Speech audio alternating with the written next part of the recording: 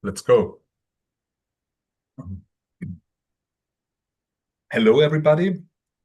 Welcome to the panel talk Theater unter Druck, Artists Under Pressure, on the last day of the 23rd edition of Internationale Schillertage at the Nationaltheater in Mannheim, Germany. My name is Christian Holzhauer. I'm the artistic director of the drama department here at the National Theater and also the artistic director of the festival. Politics and government action, whether in a global or national context or at a local level, are not abstract but very concrete. We felt this at Schillertage this year too. A guest performance had to be cancelled due to the Middle East conflict. Another production featured actresses who had to flee their home country. Luckily, we have not felt any direct political interference in our work. But if I look at other countries, and even at other regions within Germany, I noticed that reports of hostility and even attacks against theater makers and of obstacles being placed in their way are increasing. That governments try to control theaters is not a new phenomenon. However, it is considered to be a fundamental value of democratic societies that artistic expression is free and that governments provide funding for the arts without interfering with them. That we have to register a rising number of attacks on arts and artists, therefore must be read as a sign that democracies are under threat and pressure as well. As authoritarian regimes are on the rise all over the world, it might be a good idea to gather our forces and to come up with ideas to defend our work and our right to free artistic expression. This afternoon, we therefore want to take a closer look at 4 different countries, 4 different theater cultures, and 4 different examples of how governments put pressure on theaters and artists. We want to explore which strategies these governments use and why they do what they do. And even if they don't exert pressure themselves, where and why do they fail to protect the arts where necessary? Before I introduce the panelists and we finally start with the talk, I want to say thank you. First of all to Charlotte Orti von Havranek, Artistic Director of Fast Forward, European Festival for Young Stage Directors in Dresden, who had the idea for this talk. Thank you to Nachtkritik, who agreed to host it, and to the people at NTM at the National Theater, who quickly found ways to make it possible. Let me add some practical information. We are streaming live on the Nachtkritik website and also on the YouTube channel of Nationaltheater Mannheim. From tomorrow on, it will be possible to watch the recording of this talk also on the NTM website. It's possible to comment via YouTube. Please leave your questions there. We will try to incorporate them at an appropriate moment. Please be aware that there is a delay between us talking and you being able to watch it online. All right, let me introduce you guys. First of all, thanks a lot that you're sharing your Sunday afternoon with me on this very serious topic. I welcome Tijana Grumić to this talk. Tijana is a playwright and dramaturg from Serbia who graduated from the Faculty of Dramatic Arts in Belgrade. Her plays have been staged in theaters around Serbia as well as Slovenia, Georgia, Italy, and Germany, and were translated into many different languages. Apart from playwriting, she works as a dramaturg and has won several awards for her theater work. She's an assistant professor at the Faculty of Dramatic Arts in Belgrade and served as a co-curator of the Berichte Festival in Belgrade from 2023 to 25. Lakshman Kachanahalli Poojahanumaiah, I hope I got it correctly, shortly is Lakshman KP, forgive me if I didn't get it right, Lakshman, is an actor, director, writer, poet, and performance educator from Karnataka, South India. He graduated from the Ninasam Theatre Institute in 2012 and from the Intercultural Theatre Institute in Singapore in 2018. In his work, Lakshman, who is also a founding member of the Jangama Collective, explores intersecting questions about Dalit political modernity and cultural memory. We will later talk about the concept of Dalit. Briefly summarized, you can say it's a term being used for the lowest castes in the Hindu caste system. Recently, Lakshman worked for the first time in Germany. His play, Still I Choose to Love, inspired by Friedrich Schiller's Love and Intrigue, opened this year's edition of Schillertage. Christian Tschirner is an actor, writer, director, and dramaturg from Germany. He is co-founder of the writers collective Sören Woymer and worked as an actor at Schauspiel Frankfurt. Since 2002, he has worked as a freelance director and author in Frankfurt, Mannheim, Bochum, Stuttgart, and many other cities. As a dramaturg and director, he worked at Schauspiel Hannover and as a senior dramaturg at the Schaubühne in Berlin. Currently, he is a dramaturg at the Deutsches Schauspielhaus in Hamburg and, together with Lynn T. Musiol, part of the collective Le Dramaturgs. He is co-artistic director of the festival Osten, East, in the east of Germany. Finally, Data Tawadze was born in Tbilisi, Georgia, and is an actor and director. At a very young age, he became artistic director of the Royal District Theatre in Tbilisi. He is co-founder of several festivals, mainly directed at contemporary drama. And since 2018, he works regularly in Germany and has staged productions in Karlsruhe, Frankfurt, Berlin, Dresden, and other cities. He also works in France, Sweden, Romania, Belgium, and Poland. A very warm welcome to the four of you. Thank you. Data, let's start with you, because the recent events in Georgia basically were the starting point for this talk. There have been protests against the increasingly pro-Russian government in Georgia for quite a while now. Theaters have been actively participating in these protests. A few weeks ago, the government started to attack your theater. Could you describe what exactly happened? Thank you very much for this opportunity, first of all, and for this wonderful company. The fact is that, as you might know, there is already more than 200 days since Georgia is seized by this protest, and it is a movement which has started after the rigged elections in October, but the biggest phase of it started since the illegitimate Prime Minister of Georgia had cancelled the negotiations for Georgia to become a member state of EU. And this wave of protest emerged. We see this fascist-leaning laws coming in, which is also somewhat borrowed from Kremlin-type legislations like anti-LGBTQ plus propaganda law or foreign agents law.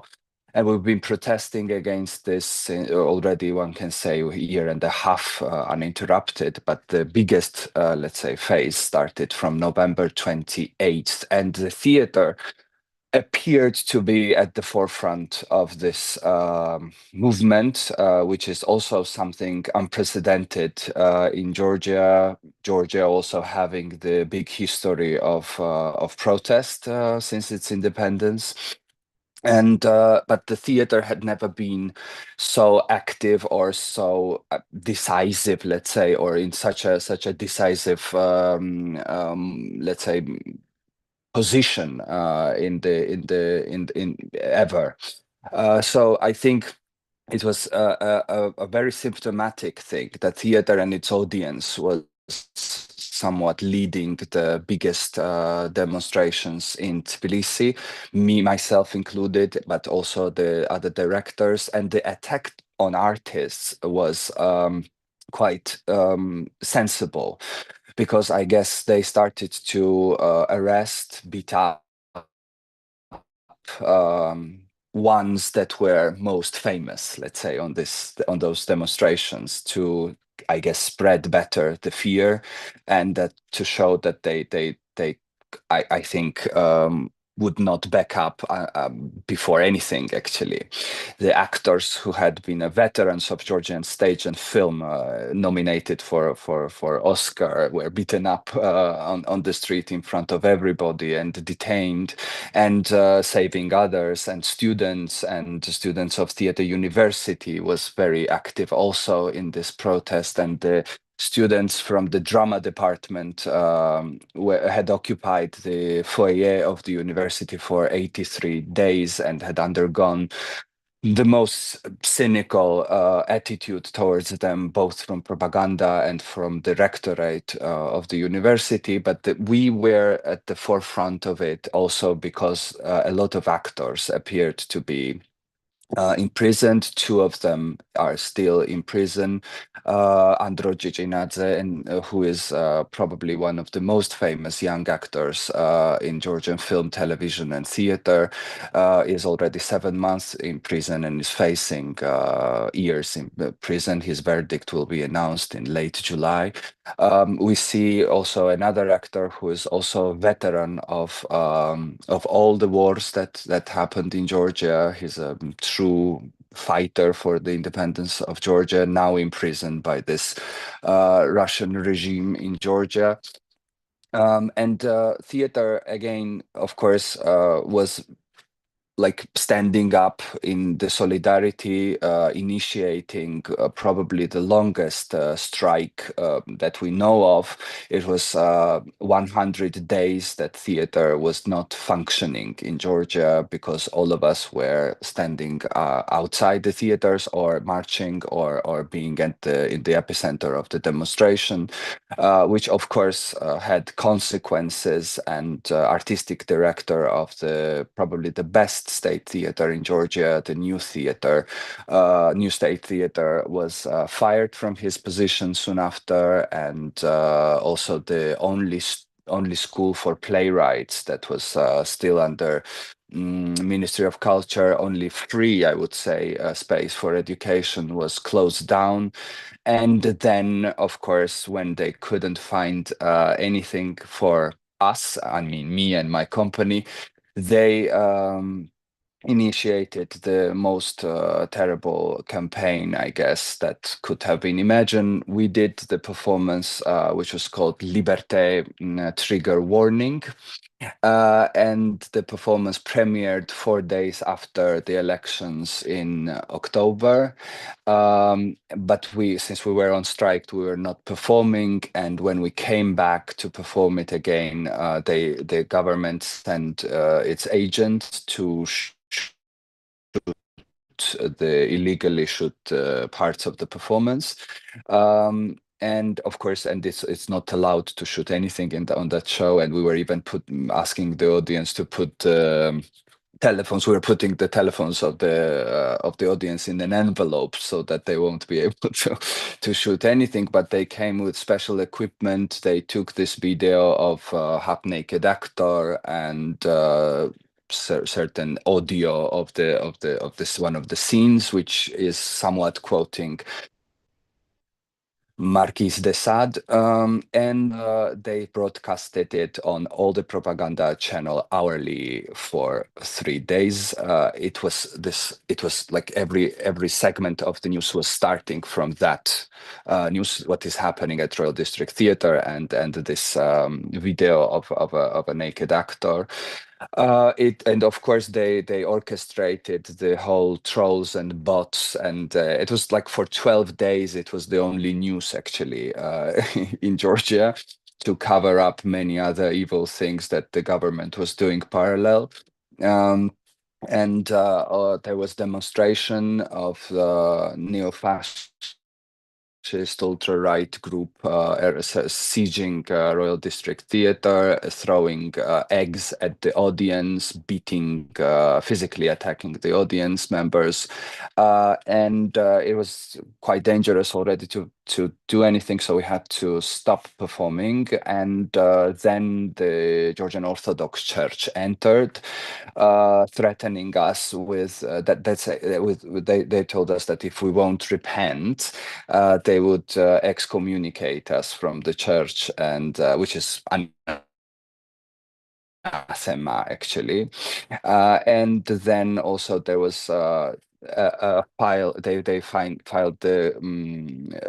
They also kind of brought us to court for offending religious feelings, and it was It was enormous campaign, of course, which somewhat arrived on 17th of May, which is International Day Against Homophobia and Biphobia, Transphobia. And of course, they made like that we couldn't, of course, demonstrate on 17th of May because the Georgian Orthodox Church initiated the alternative celebration on that day, which is the day of family sanctity or family holiness. Maybe that would be the proper translation. So some sort of religious day on that 17th of May with believers coming and so on. So in a way, we of course were receiving some threats, death threats, and they were announcing my home address, calling for violence, and my apartment block was surrounded by the police for a few days. And after that, I was anyway leaving the country for some things to do outside Georgia. So we had guest performance of the same Liberté in Poland. And so we went there, and I had to stay for another month outside the country because it was dangerous for me to come back. And now the set of Liberté is in Warsaw because the theater was kind enough to offer us to store it there because we cannot perform the show anymore in Georgia. And actually, right now, I'm of course like still continuing, still talking about everything, but definitely it's quite dangerous for me to go out in the streets and to participate in some gatherings and so on. So that's the reality, but this is nothing if you would compare this to the destiny of those demonstrations of the demonstrators who are imprisoned right now, because we had up to 300 cases of tortures at the police detention centers. And unbelievable.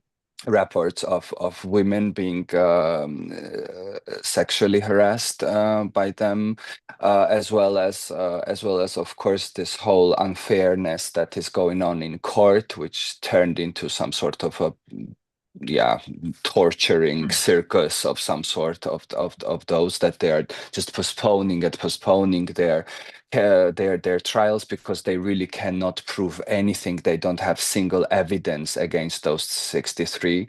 And of course, entire oppositional leadership right now is in prison. So one can say Georgia is left without opposition at the moment. And one of the main leaders of the opposition, who is not yet imprisoned, and I hope she will not be, is on hunger strike in front of the parliament for a third day already, and people are joining her at the moment. So things are really gloomy, and also the media is not allowed to enter the court, so we really don't know what is happening there to our fellow fighters, and as well as more and more legislations, more laws and bills are passed that are kind of oppressing the freedom of speech in one way or another. So this is this gloomy reality we are existing right now. Thanks a lot, Data, for sharing this information on the current situation in Georgia with us. I would briefly like to go back to the theater because I'm interested in when they started that attack on your show, Liberté. What kind of arguments were they using? Like, what kind of words were they using to make this show look ridiculous, to smear you and your work? Like, how did they go about that? Well, of course, it was on one hand the rhetoric was homophobic, and on the other hand, it was protecting the church somewhat. They were calling it blasphemous, and they were calling it LGBT propaganda.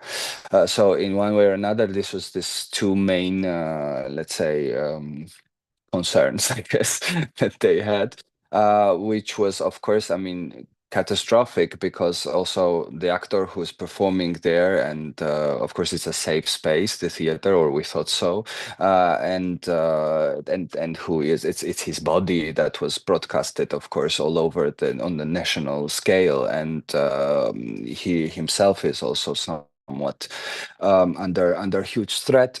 And of course, the threats that actors were receiving were quite dangerous, because they were writing them that don't you dare to come on stage, otherwise we will jump on the stage and cut your face and things like that. So these were like really, really graphic threats that they were receiving. And also, of course, my relatives were receiving some threats, which is quite a Russian Putin method, I have to tell you, because they were not writing so much to me, but they were writing to my parents and my grandparents and so on. So they were unstoppable, really, about this. And of course, this is something that you all of a sudden feel really nervous about, because one thing is that you go for something, but then also they come to your loved ones and of course attack them, and this is something that you feel really kind of helpless in a way, because it is not their choice that you are in this political demonstration or engaged in something, and then they're the ones who are probably the most attacked, and not you, because you're ready for everything, but you're somewhat never ready that it will come to your family. Of course, this was the method, and for sure the one thing they stand on is, of course, to also having this anti-LGBT propaganda law, which is disaster, because we have official censorship actually in the country already, and not to mention censorship in arts or television.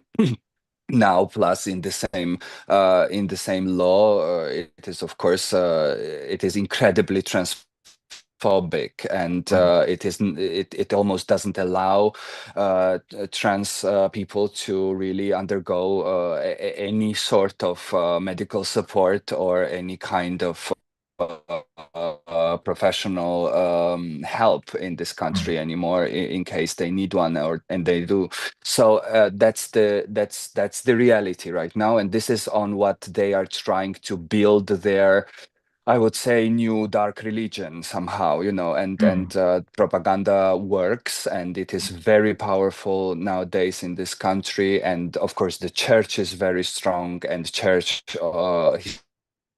historically has ties with KGB and now FSB, so it is all intertwined. And also, like, the fact that the church had used their biggest, let's say, punishment without investigation or anything, just from one phone call, maybe from above, just threatening you with anathema, not really seeing the show or asking what is it really about, just following this whole wave of propaganda and using their biggest weapon against us.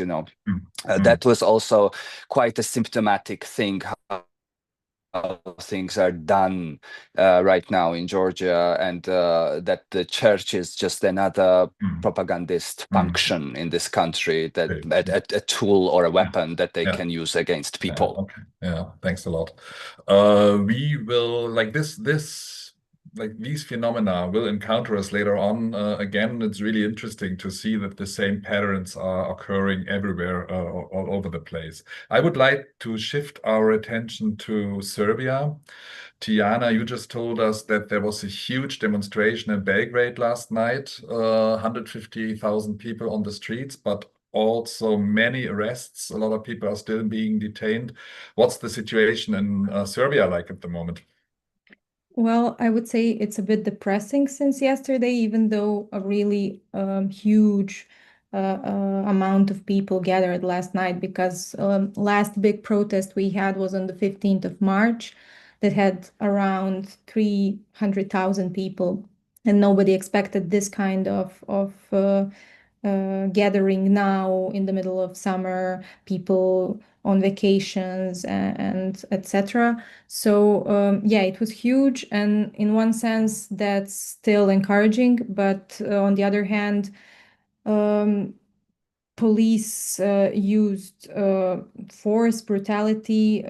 They used pepper spray last night. Police cordons forcefully pushed back the crowd. Multiple detentions were made. Some people are still in detention. Students are. So yeah, I would say we're a bit down today, but we'll see how it goes from here. I don't know, because students asked for snap elections and declared our government illegitimate. So that's the situation since last night. Now the protests, like that big wave of protests started after an incident on November 1st last year, when the roof of a newly renovated train station in Novi Sad collapsed, and immediately protests emerged because there were strong signs that that accident happened because of corruption. Yeah. Apparently, theater schools played a very important role in these protests. Can you tell us a bit more about that? Yes, it really showed. I mean, this tragedy pointed to systemic corruption and negligence that's within the government and public institutions, that's present in other layers of society. But here it was really striking because people died. So protest immediately started, and there was this interesting form of protests where people, for the 15 minutes, back then it happened on November 1st. So during November, people were protesting for 15 minutes, commemorating these 15 victims. After 5 months, there was a 16th victim that succumbed to injuries.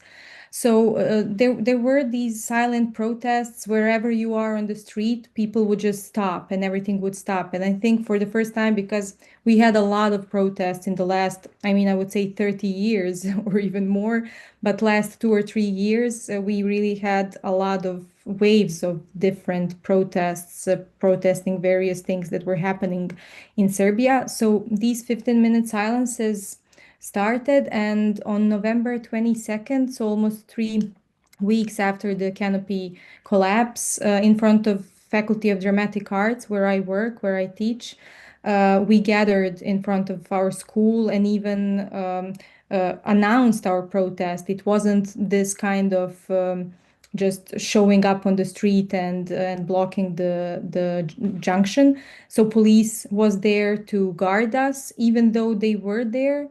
At one point during this silence, after a couple of minutes, a car came in this crowd, because almost all of us were there, students, professors, non-teaching staff. We were all there on the street, and they came out of the car, 5 people, and started beating our students up. And 3 days after that, students of the Faculty of Dramatic Arts in Belgrade decided to block the faculty, and it in a way ignited a wave of solidarity among other students, because after that all the other faculties and universities across the country, so that's like more than 60 universities, 60 faculties, 60 schools, also decided to enter this blockade, and asking for some demands. So a full disclosure of documentation that's related to the renovation of this railway station, accountability for the ones responsible for attacking the students, and of course for the ones responsible for the tragedy in Novi Sad, and the release of detained protesters, because it's a thing that's still ongoing. It's a regular thing now to have people being detained for various things. And so for 7 months now, universities are still in blockade. It started with our faculty, but it's spread around the country. And for 4 months now, university professors are without receiving salaries. So that's also unprecedented, because we showed support for our students. So that's the current situation with schools, including theater schools.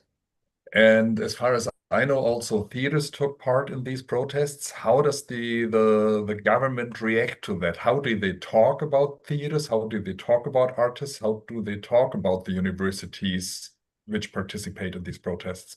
they belittle all of us. They say we're not really important, none of us, both theaters and universities, which is in a way a paradigm of this ruling party that's been in power for 13 years now in Serbia, to belittle education and culture, which you can see not only now when this thing happened, but for example, just to have this thing in mind, culture for budget for culture in Serbia is still under 1%. It's really it's like that for more than a decade, for decades actually, but this government is not doing anything to make that better, but quite the opposite.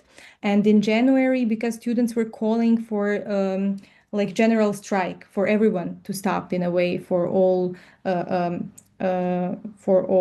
parts of our society. And theaters really joined this call. And in January, we had, for the first time ever, strike in theaters. I say for the first time ever is something important because I think we have to keep in mind that in the 90s, when we have had the war in Yugoslavia, in which Yugoslavia disintegrated, even then theaters were working and in a way were places where people could gather and um, uh, experience something other than what's happening in reality, to experience something different in theaters. And now I think there was this urge of theater artists and artists in Serbia to respond to what's happening around them. That's very different than what was back in the 90s. So we had a strike in most of theaters around Serbia. And government and city governments responded to that by cutting funds to theater houses, institutions, and of course, independent scene. In January, the city Belgrade's annual cultural funding competition was suspended, and we still do not know why, what were the reasons, will it be reopened? Of course, nobody's telling nothing about that. And also City Secretariat for Culture instructed all Belgrade theaters to suspend all planned projects until the end of 2025.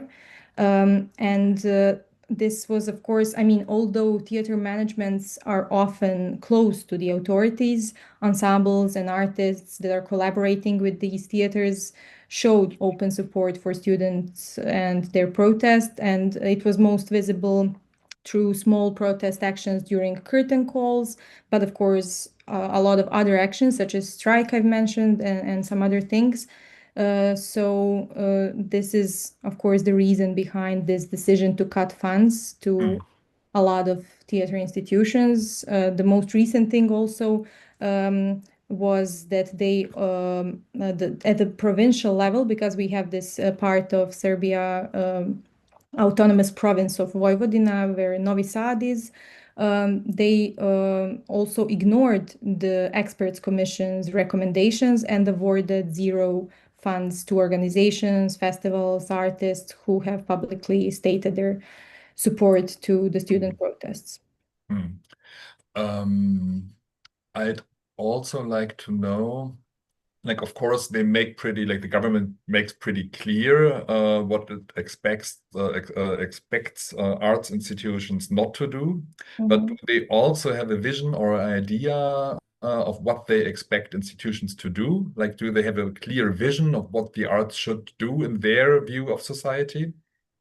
I'm not sure they do. I think this is just they're following this punitive logic of cutting support for the disobedient. I do not really think they have a clear vision of what theaters should do. I think sometimes I even think for them, theaters shouldn't exist, or they should be transformed into some kind of private institutions that will answer to this capitalistic logic of everything in the world, not only our country. So I don't know if they have the clear vision, but for example, they appointed a new president of the board of directors of the National Theater National Theater in Belgrade, who is an ex-paramilitary chief who was a convicted criminal who participated in the war in the 90s. a nationalist who is close to the ruling party. So I think that's their way of punishing us more and like showing us what will happen to institutions who are disobedient, who try to oppose them.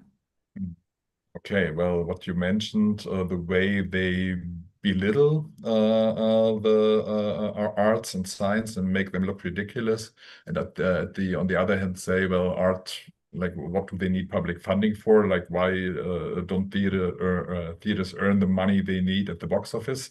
This sounds really familiar to debates we are having here in Germany by now as well. Well, thanks, Tijana. I would like to shift over to Lakshman with a bit different question. Lakshman, when we were preparing this talk a couple of days ago, I must admit I was really surprised by how openly you call the Indian government and especially the ruling party, the Hindu Nationalist Party, fascist. And how openly you talk about signs of fascism in your country. Would you like to explain what exactly you mean by that? I mean, like they are fascists, there are no doubts about it, and they don't want to call themselves fascists. For example, like 2 days ago, there was a statement by this person called Dattatreya Vasbale. Like there is this organization called RSS, Rashtriya Seva Sangha, which works like a think tank for Nationalist Party of India, BJP, Bharatiya Janata Party. And he said like very clearly, like we don't want these words called socialist, secular in our constitution. We should change them. And that's what like he said literally. And like all these years for last 15 years, this right-wing politics is ruling through every strategy they're playing, through cultural, through like policies, through like education institutes. They're trying to make India as Hindu country, like where like one nation and one religion and one language should exist, and not like there shouldn't be space for diversity. And that is a very much characteristics of the fascist. Like it's like nothing more, like we can say that. And and also like how I think for me like listening the conversation now, the way the Indian state is working, it's like the RSS has been working for last 100 years to achieve this, and now we like they're in a space where they have created this public consent where everybody believes in them and they agree on what they are doing. And like that includes even lots of the theater groups and the theater institutions. And we have National School of Drama in Delhi, and we have different wings of National School of Drama in different parts of India. And these people managed to place people who believed in right wing ideology as the directors, as the head of the departments, and all the things that they have been producing for last, like let's say at least for 10 years, they are to propagate right wing politics and religious fundamentalism. And also like it's very much to propagate Islamophobia, and also like and like I would really say like the resistance is strongly there, but like the power of the state and the capital they have as a party is huge, it's quite large. And that's why it becomes like they don't miss a single chance to create an event, a mega event, to propagate these things. For example, before in my state where I'm from Karnataka, before the elections, we have these institutes called cultural institutes called Rangayanas. Through those institutes, they were trying to propagate right-wing ideologies through their plays. Like they were building these big massive productions where they can go and perform in different villages, towns, and through that they were building some kind of consent to vote to right wing party. And like the resistance has been like coming from a very small groups, like small groups who are not getting funding from the state, who are like who think like people culture is very important, the culture that emerges from people's money and effort, and that is more important. Mhm. And And I feel like that is becoming more and more intense. And like the state is constantly like, we have a like very solid constitution which upholds this idea of liberty, equality, and fraternity. But this state that like that ruling now, it constantly works against it. Like they don't want these ethics to be there, and they propose different kind of moralities and ethics, which always very conservative, which always like comes from a very kind of this cultural supremacy, and very misogynistic and very Mm. Islamophobic, and like where you start to feel like like the presence of state, it's it's very strong because the state is already there in people's head, and Mm. like they will start to question you if you Mm. are talking something against like the ethics they have built for so long. And like for me, that is becoming more and more scarier, because Mm. symbolic violence is getting stronger than the violence itself, like Mm. everywhere. Like you see symbols every part of the city, every part of the town, every part of small village. And like I really would like to call it like this micro fascism is so strong. Mm. It works like a small unit in each parts of the country, Mm. and it has built its mechanism so strongly, Mm. and through How cultural politics. Yeah. how did they manage to achieve that? I think they have been using the infrastructure that was built like before. Like, for example, they have been working on the pedagogies of the Mm. theater schools and universities, and they're changing the syllabus into ancient text where they upheld the right-wing propaganda. And also like even like not just theater schools, the film institutes, Mm. and even like they're so present on social media, and like all the texts that they're being performed, like they're already like there are few texts like you already like they're very famous and they've only performed them. Mm. And also it is like they have built this consent within the artistic community, Mm. and they also have been supporting, and their job is like done. Like that is the scariest part. Mm.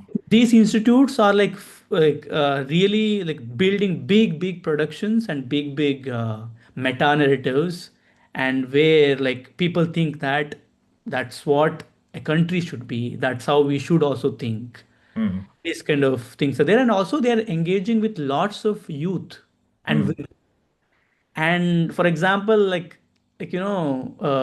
recently, like we were at the 75th years of independence, and government gave lots of funding to celebrate the independence of 75th years of independence. And there was this circular by National School of Drama saying like what kind of text you should do, where Mm. it propagates the patriotism, where it talks about like Hindutva politics, Hindu nationalism, where you shouldn't be talking about secularism or socialism, liberty, anything of that sort. And you're funded, and you'll get chance to perform in particular festivals if you do certain kind of plays. Mm. And that is how they are achieving it. Yeah. Mm. Okay, thanks a lot. Maybe you can give us a brief insight in your work, what you're trying to do, and also I was mentioning it when I was introducing you in the concept of Dalit, because I believe not that many people here in this country and watching us this afternoon know that much about it. Yeah, I think I come from a caste, like we have this idea of caste, which is like graded inequality in Hindu society. And like we have Brahmins, we have Kshatriyas, Vaishyas, and the Shudras. It is like graded inequality. It's not class, it's caste. Like like people who doesn't belong to these even these four categories are called untouchables. Mm. They're seen as like they're outcast in a way. They're outcast. And uh, and like if you Dalit is a political identity that we all like, it's a big umbrella. We all like all these uh, untouchable castes, and also some of the Shudra castes, which are like OBC caste, other backward classes. We call ourselves like Dalit. It's a political identity that was coined in like early 19th century by Ambedkar, like Dr. B.R. Ambedkar, who is a father of Indian Constitution. I think what is really interesting and also like now I see as a good development this Ambedkarite politics, which is constantly fighting against fascism in India very strongly, because these fascists they always talk about purity and like Brahmin supremacy, Tapaka supremacy. What like Dalit politics is proposing, it's the counter narrative to that. There is no such idea as like being superior or being like pure with this thing. And with my work, with Ambedkar's vision, where like we to upheld this idea of liberty, equality, and fraternity among like everybody, every citizen of the country, we are constantly like in our collective, Jangama collective, we are constantly producing work where we challenge these mega narratives. And we work in a very local context, very in a very small villages, small communities, where we try to educate them like what you are like being educated about your country and your identity is wrong. And basically we are trying to tell different stories and like literally different stories, and where they really counter the these larger narratives of these Hindu fundamentalists. And I think yeah, that has been the case. And like and for me to for my work, it is informed by in 1970s there was this big movement in Karnataka where I come from. It's called DSS, Dalit movement. It was a cultural and political movement started by the first generation educateds from Dalit community, and they started who were singers, who were writers, who were researchers, who were playwrights. They started this movement very strongly, then that went on like even now like they're quite strong. I think in our state, we don't have right-wing government. I think the one of the major reasons for that, the DSS is quite active. The DSS is quite active, and I think the only force that is like this right-wing politics is scared of in India is Ambedkarite politics, which they are like constantly they're scared of it, and like our work is rooted with Ambedkarite politics. Yeah, and like even the play that I'm doing here, Still I Choose to Love, it's very much informed by the philosophy of Ambedkar and his vision for the like for Dalits and downtrodden community of India. All right, thank you.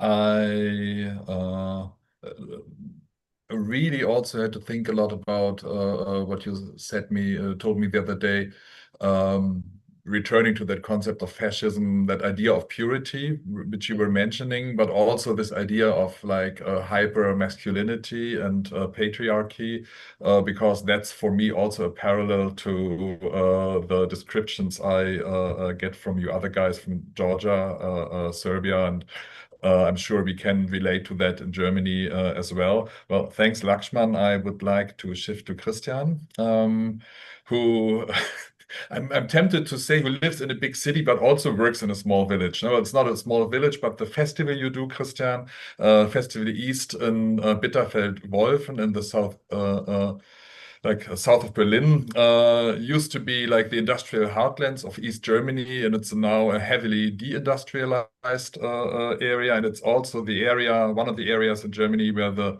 fairly new right-wing, right extremist party gets its highest results. Would you be so kind to briefly tell us what you aim at, who you aim at, who you want to address with your festival, and what your experiences are there in that region? Yeah, I think the festival, one of the ideas of the festival was to, put an example to recreate a cultural landscape in an area where, due to the deindustrialization and the changes after the reunification, all actually the cultural landscape did disappear.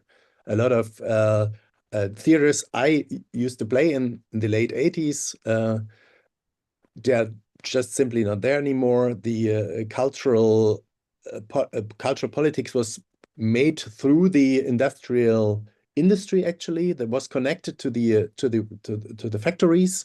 And since the factories collapsed in the 90s, there are no places for cultural exchange anymore. And so the idea came up to start a festival there in this region.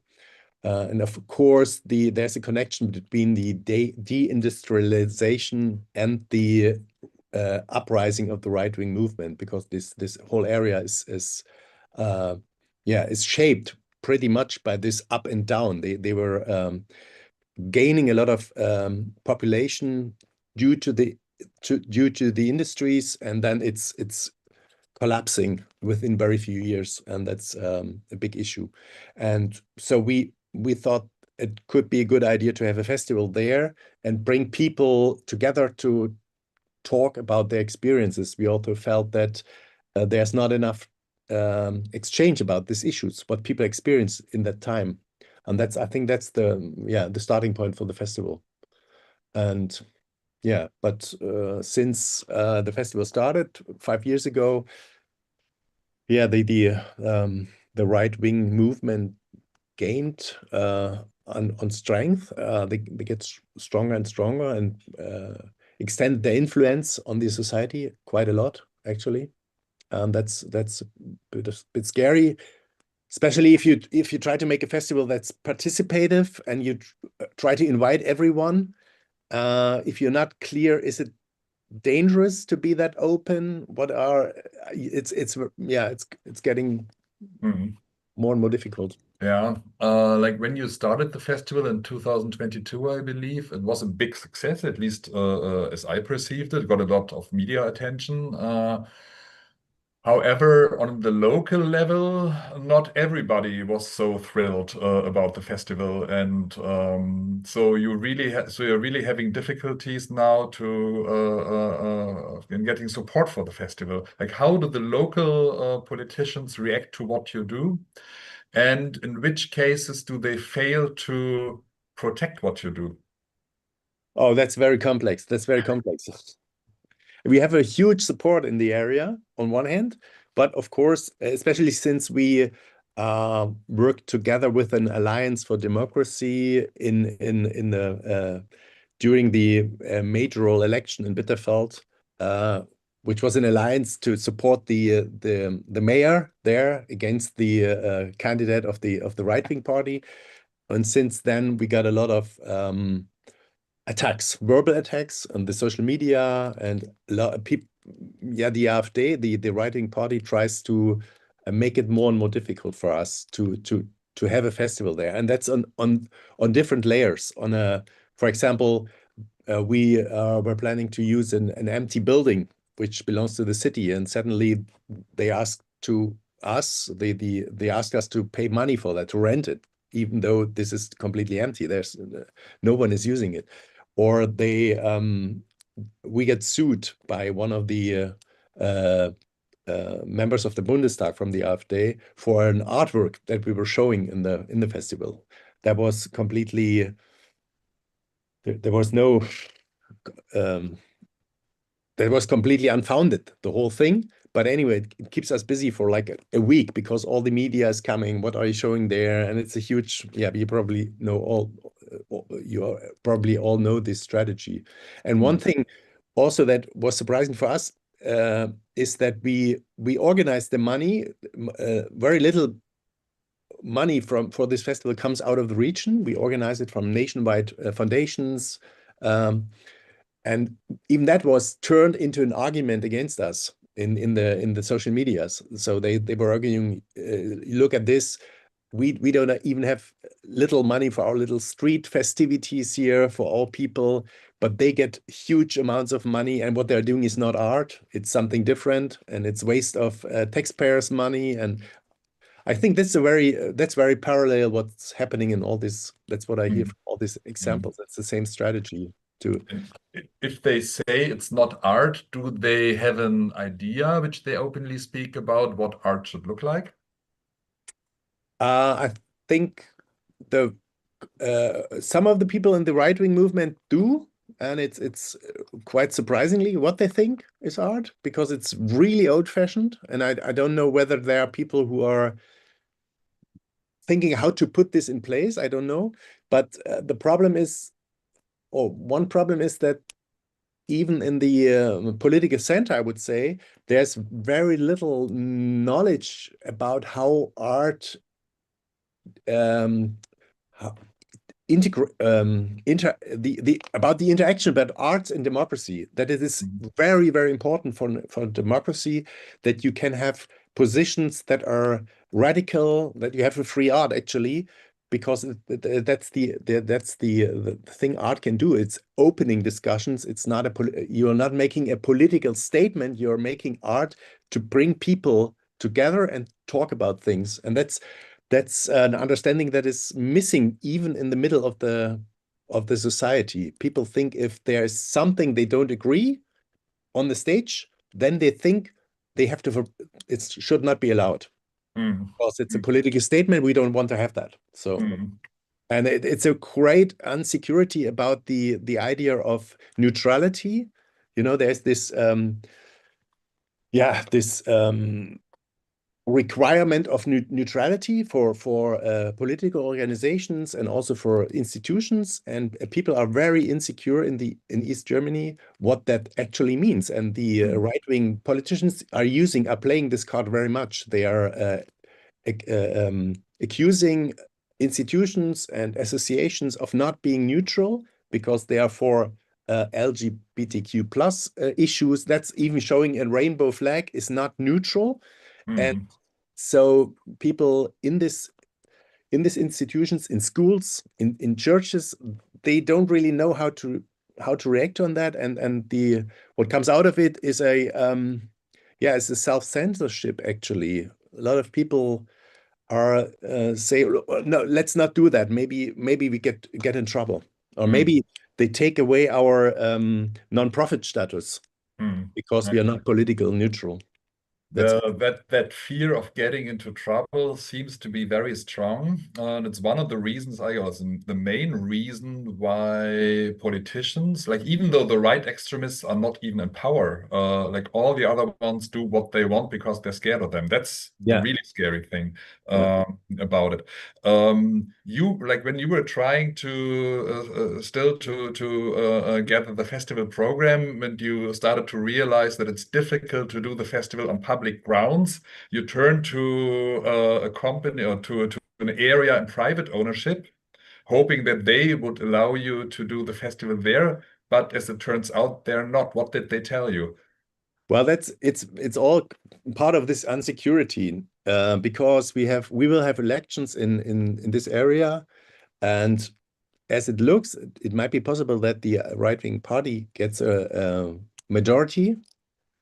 And so everybody is getting very careful, and even people who were supporting us from local business, they are now turning quite careful, and they say, well, some of them said that it's since the right-wing party is close to a majority, they say we can't support a festival that is against the majority of the people, which is a very strange argument. That's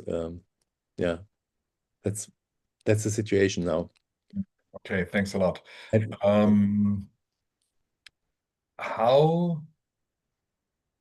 it's really, like, it's a serious question because I don't have an answer myself.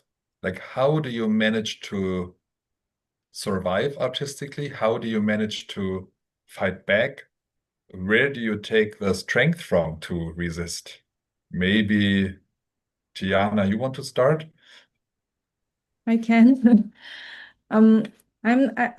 I'm not sure. I think I was doing a process in the beginning of this year, and I was constantly, in a way, divided between the streets and the theater institution, building, scene, stage. So it was really hard because at some point you feel that you have to make art that relates to what's happening to you, which is really hard to like hit this moving target, I would say, because things now change daily or even hourly. So it's been really hard in that sense. But on the other hand, this empathy and solidarity that has grown out of this movement, I think it keeps us alive. And I think we now really experience, after this tragedy in Novi Sad, it's the matter of life and death. So you have no choice. You just have to keep going and have to survive. And in October, I was discussing with director Anja Suša to do Eden von Horvat's Youth Without God. And at that moment, we were still in some previous context, because in 2023 in Serbia, we had this school shooting that was really upsetting and horrible. And that was still the context that was in our heads when thinking about this book and this story today, and this rise of fascism and instilling it in young people's minds. And all of a sudden, while preparing this material, we realized youth has found God here in a way. Like they see something maybe we still don't do, or now are starting to. But I think it's an interesting position now to try to find hope together with them. So we started our rehearsals this month, and it really helps me keep going. So I think it's an interesting thing to explore. I still believe in arts, and I think when you see how government reacts towards your work, it still bothers them. So I think it gives us some kind of wind to our backs to keep doing it, because it still means something to people. To me, at least, it does, even when I watch it, not just when I make it. So it does give me hope still.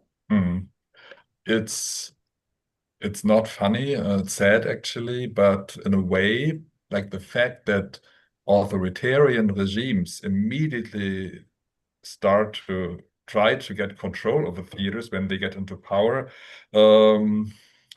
seems to me to be a very strong argument in favor of the power of theater. I totally agree with that. Data, which strategies do you use to keep on working? Maybe you can also describe how supportive the audience can be. Oh, we had amazing examples of the support of the audience, because when the shows were canceled, for example, also because Andro was imprisoned, and for those 7 months, they would, first of all, not return the tickets. And they were coming in front of the theater on the time where the show should have been, and they were applauding for half an hour in kind of solidarity and as a gesture of gratitude for his, I don't know, fight.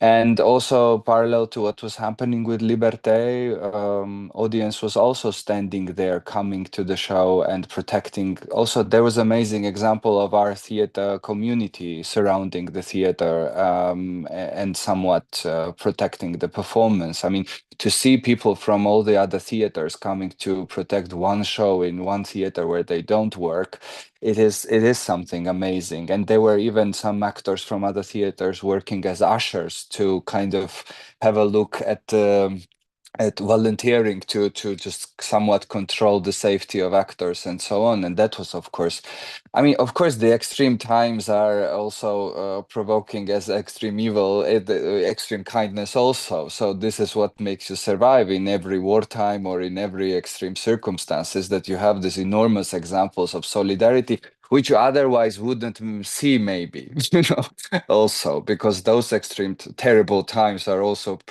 kind of producing these gestures of kindness you wouldn't need otherwise.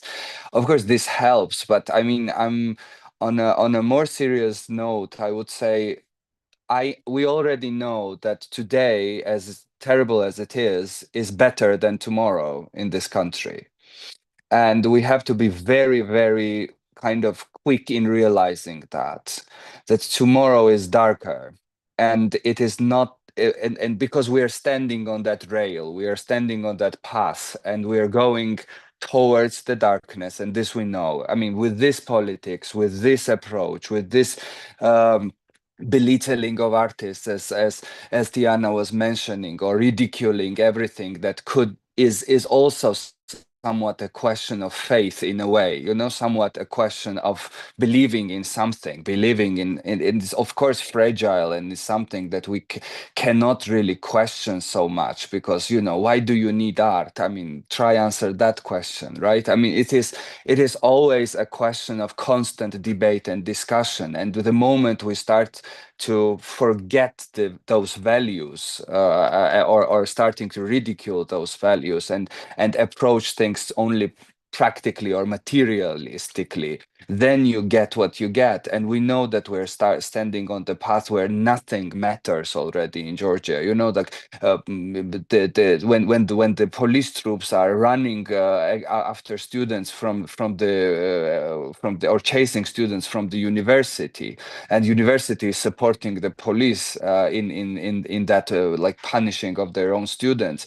This is already a cultural moment when the university is not some kind of shelter or a sanctuary for a student and free thinking, but they don't run there to save themselves, but they run out from there to save themselves. And this is already a cultural moment. Or when you see troops in theaters, or when you see those attitude towards the artists or writers. And we have another fantastic poet right now, for me, my favorite Georgian poet, in prison right now, facing again 7 years in prison, arrested just a few days ago. This is unimaginable. To see him behind the bars is something incredible, because these people are fighters. They were fighting all their lives. They were the kind of initiators of the independence of this country, and kind of protecting its path towards democracy and civilization and freedom. And all of a sudden we see them mocked and I don't know, thrown on the floor and beaten up by the gangs and so on, so-called titushki coming after them, and provoking some struggles in the streets, or some fights and so on. And we see them in blood, we see them with broken bones. This is unimaginable. And of course the cynicism that comes at that point, that nothing matters, nothing is important. The only thing that matters is whether you are at the service of the regime or not. We've been there. This country was there. We all been there actually somehow, and we all know what it is. And to see this kind of Stalin's purges coming back to Georgia, or the censorship coming back, and so on, and to imagine that one day we will be, as Christian was saying very, very rightly, the self-censorship is the most dangerous form of censorship, isn't it? So we are there, and these laws are so vague. You don't really know what is right or wrong, for the government. So they deliberately write these vague laws, which just puts you in fear of that you can be wrong all the time. So then you don't do anything really. So this is coming. It is knocking on every door in the world right now, and this will come. And I think the biggest motivation right now should not be like this romantic idea of something, I don't know, but the fact that we know very well what our tomorrow will be. We also thought 13 years ago that, oh, they won't dare, or the rhetoric that they're just saying it, and then 13 years after, we realized that it had been a very cleverly plotted plan to bring us to today, where Georgia will appear under this influence again, under this influence of Putin and Russia, and would appear in this hybrid war with Russia, which is toxic and spreads like virus, and you really don't know how to fight it because the enemy is invisible in there. So this is very dangerous moment we are all kind of facing, and I think the motivation should be that we should realize that today, right now, is much better than what can come tomorrow. So we have to act now until we can. Well, thanks a lot. Lakshman was pretty much referring to the same observation than when he said that, like, this fascist ideology, which he's now describing in India, has been around or has developed for the last, like, 100 years. Did you say 100 years, Yeah. Lakshman? Yeah. So despite like this official policies being so powerful, and despite the fact that fascism you're describing has crept into every little corner of the country. Like, which strategies do you have? Which strategies do you use to fight back? I mean, for me, like as long there has been this fascist movement, and also the resistance is also quite strong. It has been there, Mm. like it has been there for like very long, and now I feel like for me, when I think of theater and activism and protest and research or like gathering people, even electro politics, I look at them as together. I don't see them as a separate things at all. Like I think now, like again, like when we think of art, I'm not in like interested in going like thinking like art is art, I'll not do anything else, you know. For me it's like gathering people and going and printing like pamphlets and sending to people and slogan, everything's part of my art practice. Mm. That's how I see. And also like educating ourselves through this lens as a collective, and at the same time educate people also through our performances, and that is becoming like very important political act for me. Mm. And as like as Data was saying, like I don't want to be in this romantic space where like I create art, everything will change. No, that is not enough for me. And we have to be on streets, and we have to like as we write songs, we have to also write slogans, and we have to shout and sing everything. And I also strongly believe these people are really scared of our voice and storytelling. The moment that we make it stronger and stronger, they have to be scared, because I really believe in power of storytelling and power of imagination, and also power of people's movement. And that really keeps me like hopeful, because in our group we so far we have not received any fund from the state, and we are running from the people's money and like their contributions in different way, not just money. And like that's how we have been surviving, and we have been like going to people and like doing our work through theater to develop this strong political consciousness. Yeah. Mm. Thanks a lot. Christian, you were telling me you don't believe in the concept of optimism, but you do believe in the concept of Zuversicht. I don't have an English word for it. Maybe you have. What makes you become zuversichtlich, looking into the future happily, maybe?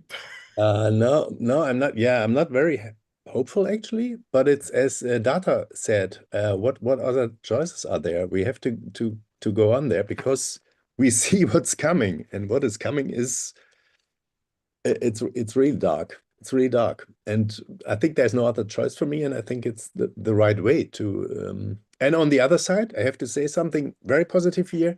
It is incredible the support of the people in the region. It's an incredible privilege to work with so many different people. They are not involved in arts. They are from all different areas of the society, from church communities, from sports clubs, from all over. And yeah, that's something very. It's a big privilege. It's something that makes me happy. So I don't know what's coming up. I fear it's dark, but I think there's no other choice. We have to fight. One last brief question. You don't have to answer it if you feel you've answered it already. Actually, I was about to ask you what gives you hope, but I have the feeling, yeah, you already provided answers to that. But you can also answer it on a very personal level. What makes you cheer up? Because you can't be depressed despite the situation as terrible as it is, but you can't be depressed all the time. Human beings need to cheer up every now and then. How do you do that? Christian, how do you do it? I already said it's the meeting all these people working together. Mm. And meeting very creative in all, not only in the theater, meeting very creative people who deal with the situation in a funny, in a serious, or but in a very creative way. That's very makes me very happy. Mm. Yeah. Lakshman, what makes you cheer up? I mean, like it's been my experience as a kid also. As I grew up, I've been witnessing like where there's like this kind of oppression. I'm sure the resistance will emerge, and this feeling is like bodied for me. It's not a thought that I think of. It's there in my body. Like it will happen. I'm not just saying it for to be optimistic or be like to make sure that I'm feeling comfortable. It is the bodied feeling that I've gone through, like I've seen, and like, and that really makes me feel like no, like I can't be depressed. I mean, I'll be depressed at some point, but like that thought of that feeling keeps me cheerful. Yeah. Mm. Well, thanks a lot. Tijana, what makes you cheer up? Well, I would agree with Christian because this period, in a way, brought me some new people that really helped me go through this. So I think this community that's gathered and that tries to find something positive in all of this, creativity and creativeness of the people around me, it really cheers me up. Okay, and data, even though the situation is very gloomy, as you were describing, A how few things, cheer I up? guess. Well, first of all, I mean, this gathering cheers me up very much because I think it's very important for us to create the network somehow. You know, it is, by the way, this is something we should learn from the other side because they're very good in that, exactly. Because when I'm listening to Diana or all of you, you know, it is so similar. The methods are so similar that you just cannot kind of you just cannot not think about the fact that there are some kind of connection happening between those powers, you know, like with really without conspiracy.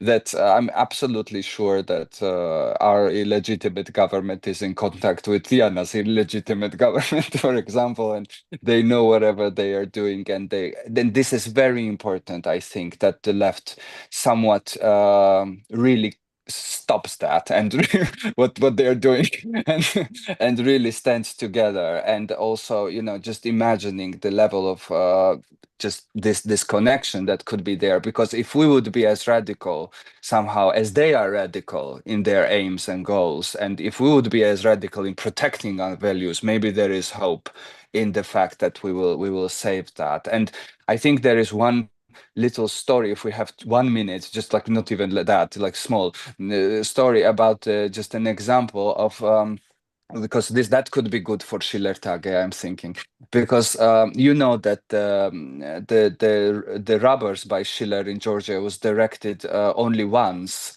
And in 1937, and no one had ever touched that play after that, because in 1936, I'm sorry, not 1937, it is this bloodiest year of the Stalin's purges in Georgia, and the most famous Georgian theater director, Sandro Ahmeteli, and directed Robbers, and he called it In Tyrannos. That was the title of his version. And on the same Rustavelli National Theater, we had the portraits of Soviet chiefs for the October parade. And he wrote down under their portraits, he wrote In Tyrannos, as if he scheduled the show that day, and people could see that under the portraits of the chiefs, it says In Tyrannos, so against tyranny.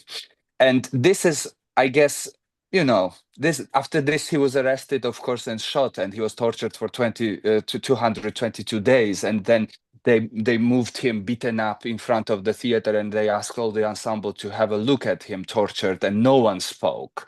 And I think this time is different. I mean, we have to speak out. We shouldn't be silent, because these times are coming. They came and they can come back all the time. It is not hard to bring it back. So this is somewhat this kind of resistance, of course, in which we still have hopes. And I think whenever we see those examples of, even in the darkest times, that the artist is just putting the title of the performance and, you know, tries to make his voice heard under those crowds of lynch mobs that are against them, and they're still screaming out or even whispering the truth about our times and the world. That's what gives you still the hope that there is some light somewhere. I'm still kind of going towards romantic side, but still, I mean, of course, we have to believe in resistance and unity and this and network, as I was saying, you know, because we have to really create that network of people around the world right now, because this is only thing we can be quick in informing each other what is coming, and also, of course, helping and supporting each other in those difficult times. Well, thanks a lot for sharing that story with us and for bringing the discussion back to the beginning, to the International Schiller Festival. I totally agree. What makes me cheer up is talking to you, is listening to your stories, is listening to what's happening in your countries, trying to learn from it, trying to discover strategies extremists are using. Hopefully, we have enough time to develop strategies ourselves to fight back. I don't see any comments in the chat yet. I'm asking to my invisible colleagues, Leila, for example, are there any comments? Are there any questions? No questions in the chat. So you answered all the questions already, or people got depressed, or it's too hot to come up with questions. But I must also admit that a digital talk format like that is not very well suited for interaction. I'm very grateful that you decided to spend your time on this sad, tedious topic. I hope to see all of you very soon in real life. I wish you much luck and success with the projects you're working on. There is a feedback from one person. Thanks for that interesting talk. I forward that to you. Thanks for that interesting talk. Guys, definitely, let's stay in touch. Let's not get depressed. Let's stay strong and let's fight back. We've only started. That would be the sign for Philip to turn off the stream. If you want, you can briefly stay in the Zoom, of course, so we can chat a little more informal. A big thank you to everybody who was watching. Big thank you to everybody who made the stream possible. Have a good time and hope to see you in theaters soon.